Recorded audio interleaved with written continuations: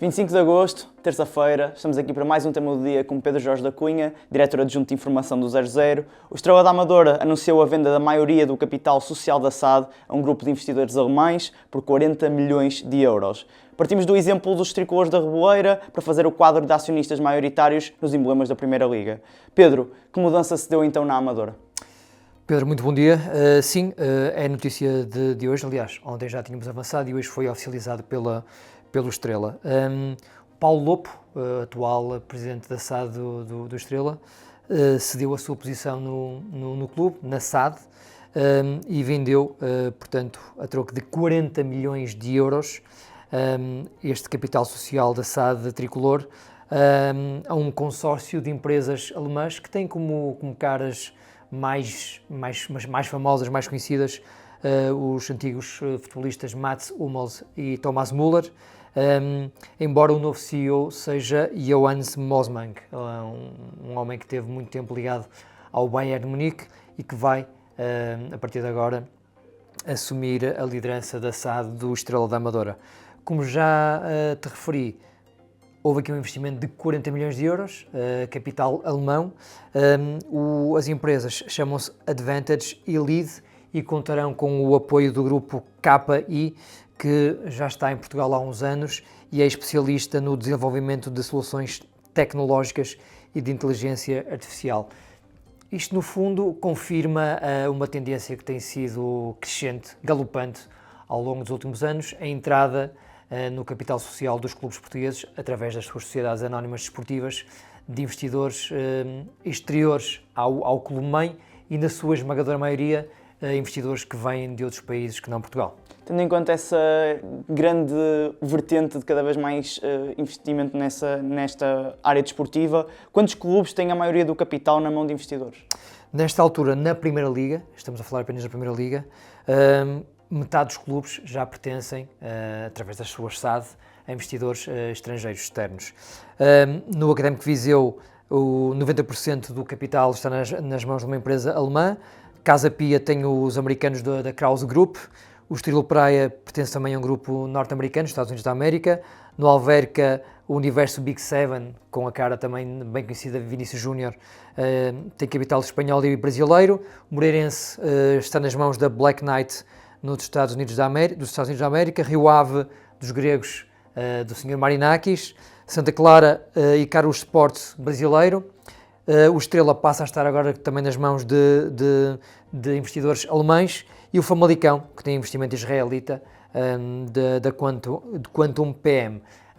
Para quem está com o apoio gráfico vídeo, temos agora aqui ao nosso lado, estas tabelas que podem, de uma forma mais detalhada, mostrar quem é quem em cada um destes clubes, e, portanto, percebe-se que há uma influência muito grande de nomes que não pertencem originalmente aos clubes-mãe, aos clubes fundadores, mas que já com muita influência na sua gestão desportiva. E quantos ainda têm o controle da estrutura acionista? É a restante metade. Portanto, Arouca, Braga, Marítimo, Nacional, Gil Vicente, Porto, Benfica, Sporting e Vitória Sport Clube são ainda maioritários na estrutura acionista das suas SAD. Embora quase todos eles tenham já aqui participações minoritárias também de investimento externo. De qualquer maneira, é muito diferente tu, enquanto presidente de um clube, de uma SAD, conseguires ter controle absoluto sobre a sua gestão desportiva, ou então estás dependente da gestão que, obviamente, o acionista maioritário quer fazer da tua sociedade anónima. É um quadro que, naturalmente, não é exclusivo a Portugal. Cada vez mais, mesmo na poderosa Premier League, grande parte dos clubes históricos, o exemplo do Newcastle, por exemplo, do Manchester City, já pertence a investidores que vêm de outras paragens. Não te consigo dizer se é um cenário bom ou mau. A maior parte destes clubes acaba por se entregar a estes investidores por necessidade, muitas vezes por situações desesperadas. Em Portugal, infelizmente, há muitos casos negativos de entrada quase negligente na gestão destas casas desportivas, muitas vezes centenárias. O exemplo do Boa Vista se calhar é o mais visível em Portugal, mas podemos falar do Vitória de Setúbal, do Beira-Mar, do Desportivo das Aves, clubes que foram muito maltratados por quem investiu no seu capital social e, portanto, se calhar, mais do que fazer este quadro, é passar para a próxima questão e perceber se a legislação atual já é suficiente para impedir abusos e negligência, muitas vezes dolo, de uma forma dolosa, na gestão destes clubes. Acreditas que a legislação é suficiente?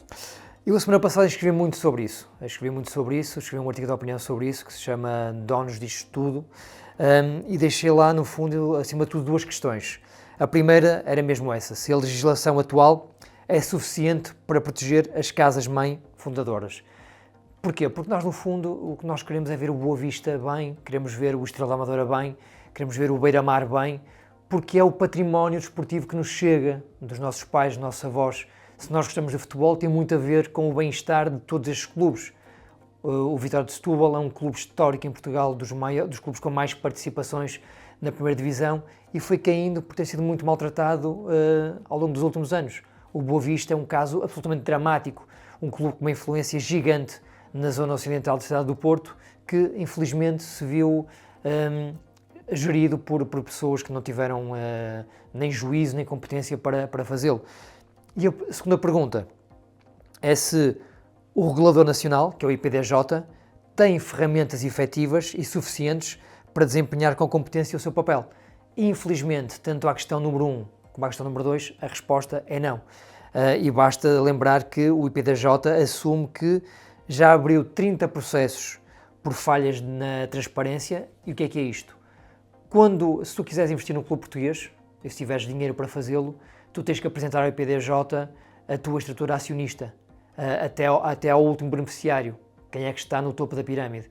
E muitas vezes a documentação que chega ao IPDJ não é suficiente para o IPDJ ter, lá está, a supervisão necessária e para saber quem são, de facto, esses acionistas.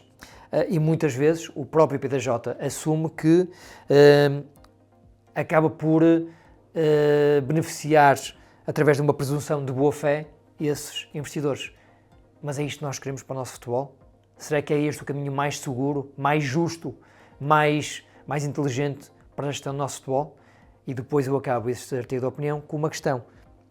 Ao invés de atribuir a fiscalização a uma entidade pública com meios aparentemente insuficientes, como é o IPDJ, por que não entregar essa responsabilidade à Liga ou à Federação, como sucede na esmagadora maioria dos países europeus? Provavelmente a Liga e a Federação têm meios que nesta altura o IPDJ não tem. Obrigado, Pedro. Esta terça-feira não percam mais um episódio do Mercado Flash. Fiquem connosco, fiquem com o 00.